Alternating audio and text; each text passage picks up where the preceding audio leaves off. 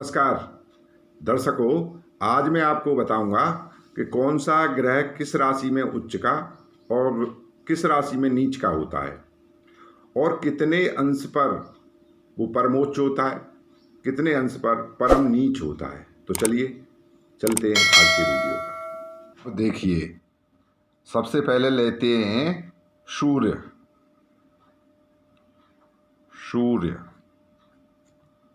सूर्य जो है मेष में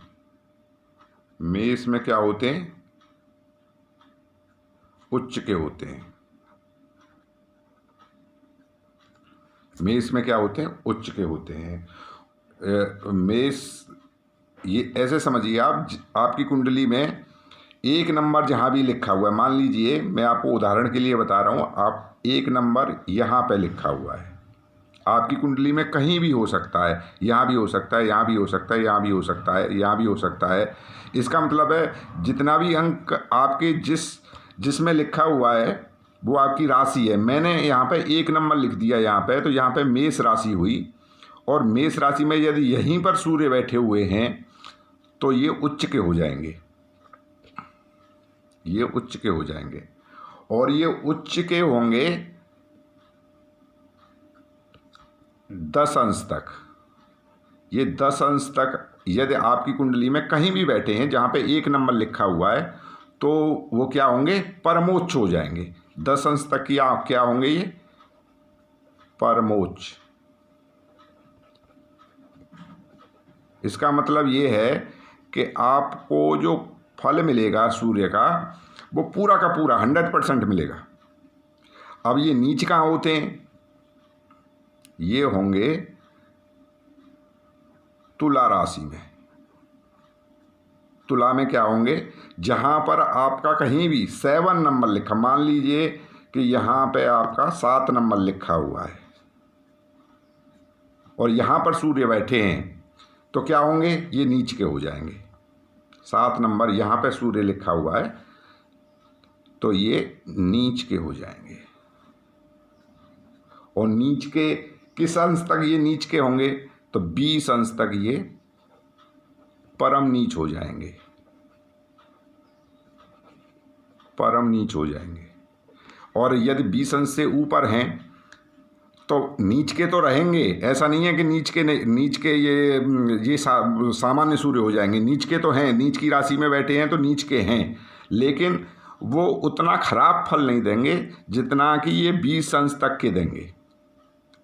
ऐसे ही ये 10 अंश तक परमोच्च होते हैं सूर्य, और 10 अंश से यदि आपकी कुंडली में ऊपर हैं तो परमोच्च तो वो हैं ही, उच्च के तो हैं ही, लेकिन क्या होगा? उतना फल नहीं दे पाएंगे, उतना बढ़िया फल आपको नहीं मिलेगा जितना कि 10 अंश तक मिलेगा। अब आते हैं सूर्य के बाद चंद्रमा। अब चंद्रमा को देखते हैं। चंद्रमा क्या है? वृषभ राशि में ये क्या होते हैं? उच्च के होते हैं। वृषभ राशि में ये उच्च के होते हैं, यानी कि कहीं भी इस कुंडली में 2 नंबर, जहाँ पर 2 नंबर लिखा हुआ है, यदि चंद्रमा वहाँ पर आपकी कुंडली में बैठे हैं, 2 नंबर मान लो यहाँ पे लिखा हुआ है और यहीं पर चंद्रमा बैठे हैं, यानी वृष राशि में बैठे हैं, तो वो क्या हो गए? उच्च के हो गए। अब कितने अंश तक ये उच्च के रहेंगे? तो ये रहेंगे 3 अंश तक, परमोच्च अवस्था में रहेंगे, 3 अंश तक रहेंगे। अच्छा, अब ये नीच के कहाँ होंगे? तो ये वृश्चिक राशि में जाएंगे तो ये नीच के हो जाएंगे। यानी कि जहाँ भी कुंडली में आपका 8 नंबर लिखा, मान लीजिए यहाँ पे 8 नंबर लिखा है और यहीं पर चंद्रमा बैठ गए तो वो नीच के हो गए। अब नीच के कितने अंश तक रहेंगे? तो नीच के भी 3 अंश तक ये परम नीच होंगे। परम नीच के कब होंगे? ये 3 अंश तक रहेंगे। और यदि 3 अंश से ऊपर हैं आपकी कुंडली में तो वो नीच के तो हैं, ये बात तो सही है कि नीच के हैं, लेकिन उतना खराब फल नहीं देंगे जितना ये परम नीच 3 अंश तक का चंद्र देगा। अब आते हैं आपका मंगल।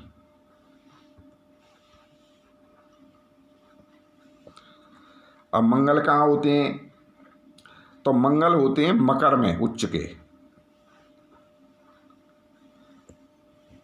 मंगल होते हैं मकर में उच्च के, यानी कि आपकी कुंडली में जहाँ भी, यहाँ मान लो कि यहाँ पे 10 नंबर लिखा हुआ है, तो यहाँ पे आपकी मकर राशि हुई, तो यहाँ पे यदि मंगल बैठे हुए हैं तो वो क्या हो जाएंगे? उच्च के। अब ये उच्च के कितने अंश तक रहते हैं? तो ये उच्च के रहते हैं 28 अंश तक, परमोच्च अवस्था में रहते हैं 28 अंश तक। और 28 तो पूरा का पूरा ही हो गया, 28 के बाद 29, तो 28 अंश तक मंगल जो है 10 नंबर में यदि आपकी कुंडली में बैठे, यानी मकर राशि में बैठे हैं, तो परमोच्च है, उच्च के ही बैठे हैं, ये मान के चलिए आप लोग। अब ये नीच के कहाँ होते हैं? तो नीच के ये होते हैं कर्क में। कर्क में ये हो जाएंगे नीच के, यानी कि आपकी कुंडली में जहाँ भी 4 नंबर, यदि मान लो यहाँ पे 4 नंबर लिखा है और यहीं पर मंगल बैठ जाएं, तो समझ लीजिए मंगल नीच के हो गए। ठीक है। अब ये नीच के कहाँ कितने अंश तक होते हैं? तो 28 अंश तक ही ये परम नीच होते हैं। ये मान के चलिए कि आपकी कुंडली में अगर 4 नंबर में बैठे हैं तो पूरा का पूरा ये नीच के ही हैं, इसमें अंश वगैरह देखने की ज़रूरत नहीं है, ये नीच के ही माने जाएंगे। इसके बाद आते हैं बुध। बुध जो है कहाँ पर होते हैं? उच्च के। तो बुध जो है अपनी राशि, जो इन्हीं की राशि कन्या राशि है, ये उच्च के होते हैं। बुध ही एक ऐसा ग्रह है जो अपनी ही राशि में उच्च का होता है, तो कन्या राशि में ये उच्च के होते हैं। अब मान लीजिए कि कन्या राशि कौन सी राशि है? 6वीं राशि है। मान लीजिए 6 नंबर कहीं भी लिखा हुआ है, यहाँ पे लिखा हुआ है, और यहाँ पे यदि बुध बैठे हैं तो ये क्या होंगे? यहाँ पे यदि बुध बैठे हैं तो ये उच्च के हो जाएंगे आपके। और ये कितने अंश तक रहेंगे उच्च के? तो ये रहेंगे 15 अंश तक ये उच्च के माने जाएंगे, परमोच्च।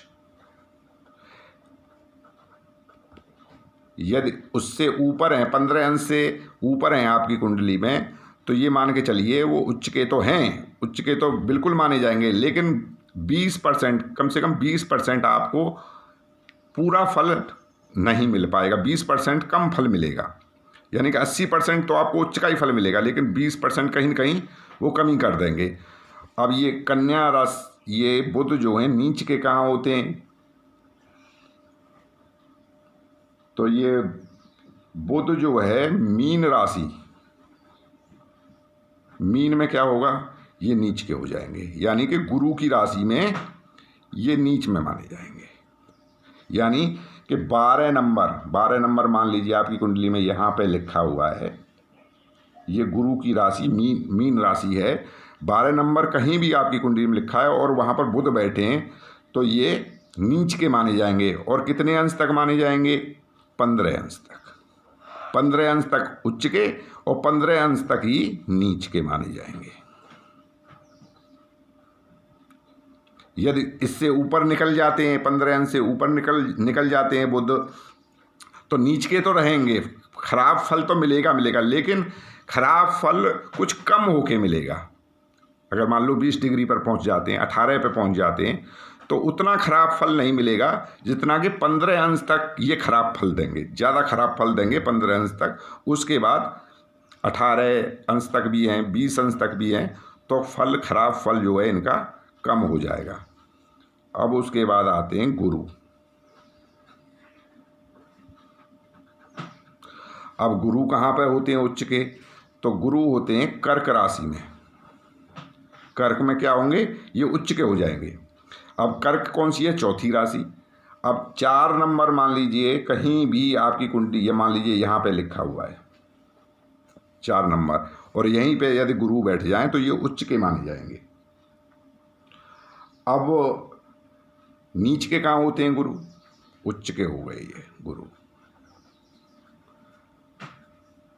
उच्च के गुरु हो गए। अब ये कितने डिग्री तक, कितने अंश तक ये उच्च के माने जाएंगे? तो उच्च के माने जाएंगे ये 5 अंश तक उच्च के। परमोच्च अवस्था होती है वो 5 अंश तक ही होती है। यदि इससे ऊपर चले जाएं तो वो उच्च के तो हैं, लेकिन उच्च के फल में थोड़ी सी कमी आ जाएगी, उतना बढ़िया फल नहीं दे पाएंगे जितना 5 अंश तक वो आपको देंगे। अब ये नीच के कहाँ होते हैं गुरु?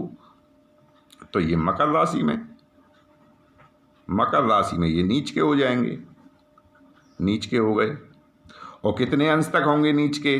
तो 5 अंश तक ही होंगे, परम नीच के होंगे।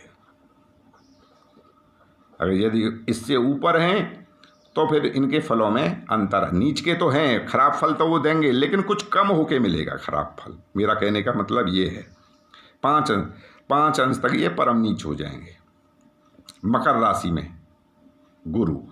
अब मकर राशि कौन सी राशि है? तो मकर राशि है 10 नंबर राशि।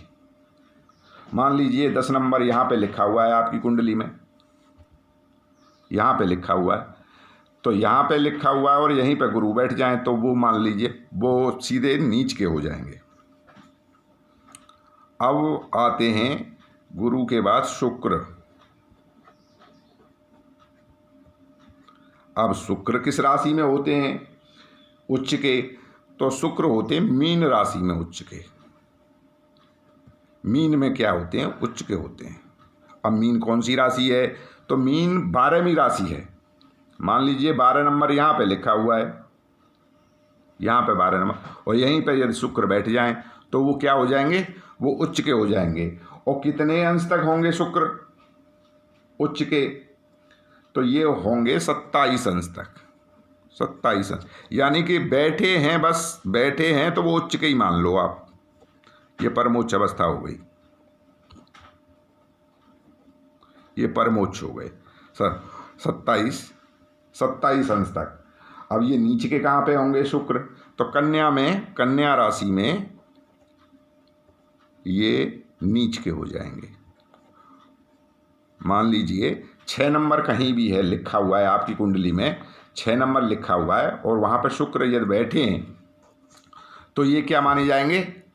ये नीच के माने जाएंगे। और कितने अंश तक माने जाएंगे? तो 27 अंश तक ही माने जाएंगे परम नीच। यानी कि बैठे हैं तो वो नीच के ही हैं, ये मान के चलिए आप।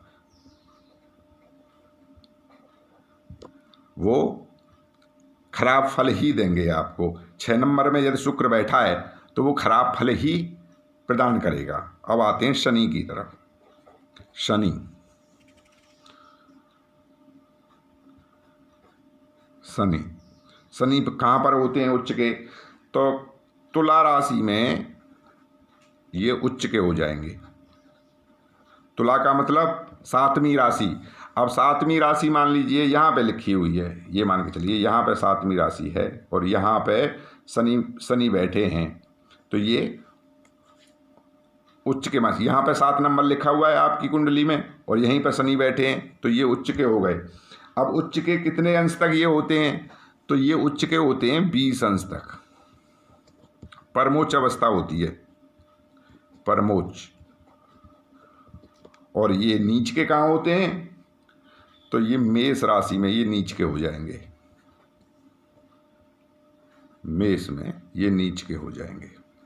मेष का मतलब पहली राशि, यानी 1 नंबर मान लीजिए यहाँ पे लिखा हुआ है आपकी कुंडली में और यहीं पे यदि शनि बैठ जाएं, 1 नंबर यहाँ पे लिखा है और यहाँ पे शनि बैठ जाएं तो क्या होगा? वो नीच के माने जाएंगे। अब नीच के कितने अंश तक माने जाएंगे? तो 20 अंश तक ही ये नीच के हो, परम नीच माने जाएंगे।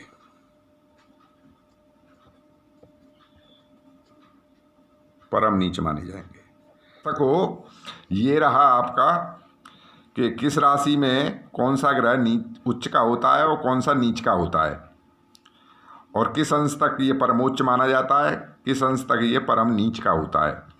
आपको ये वीडियो कैसा लगा हमें कमेंट्स में ज़रूर बताइए और हमारे वीडियो को आप लाइक करें, सब्सक्राइब करें। नमस्कार।